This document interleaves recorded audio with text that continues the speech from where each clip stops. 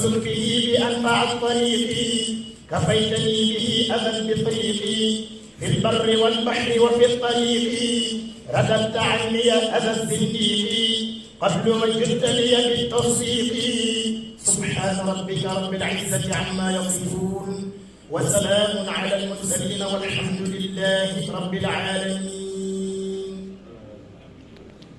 Bonjour, mon nom c'est Moustapha Mohamed. Je suis le consultant principal de la compagnie ITS. ITS est une compagnie koweïtienne qui offre les solutions bancaires et technologiques pour les banques et tous les types des institutions financières. Notre propriétaire, c'est la banque Kuwait Finance House, la plus grande banque islamique dans le monde. Et nous sommes le sponsor de l'événement de cette année, spécialement pour la partie de la finance islamique. En fait, on travaille avec M. Lamine Baké et toute l'équipe d'AIF comme notre partenaire local aussi au Sénégal. C'est notre troisième année consécutive d'être l'exposant de l'événement pour la finance islamique. Alhamdulillah, récemment, on a signé un contrat avec une compagnie de microfinance islamique, c'est Al-Rahma ici au Sénégal.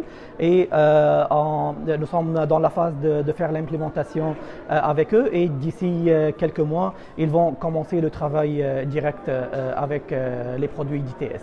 En fait, on offre toutes les étapes du projet, dès l'installation jusqu'au lancement du projet, ainsi que le support après l'installation et les terminaisons. On offre un support de 24 heures sur 24.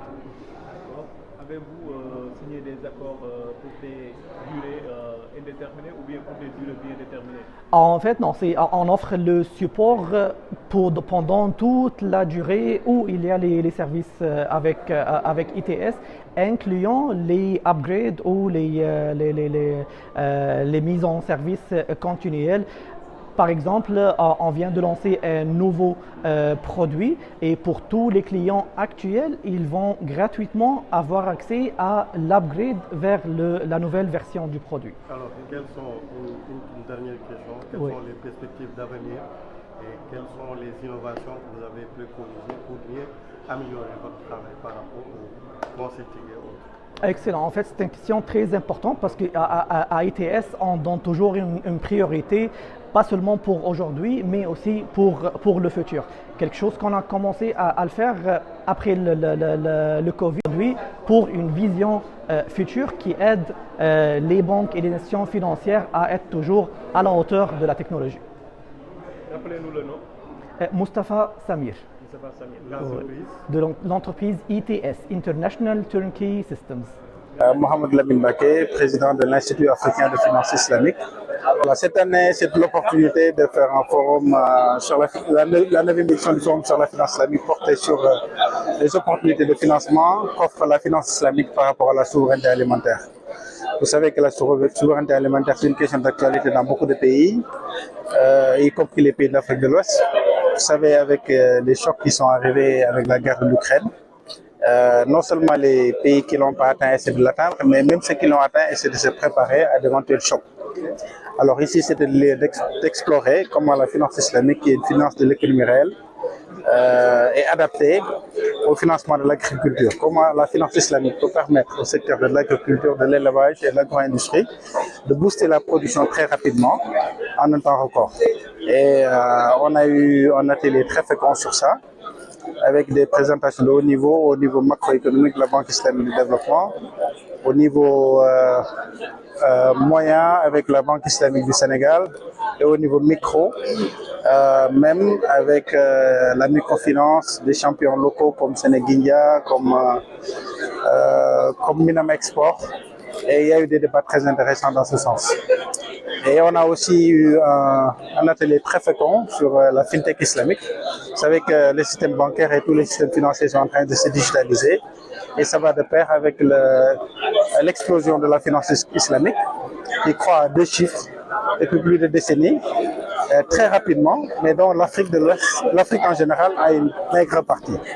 Et donc, c'est lié de constater qu'à l'issue des travaux, la finance islamique est très adaptée pour booster la production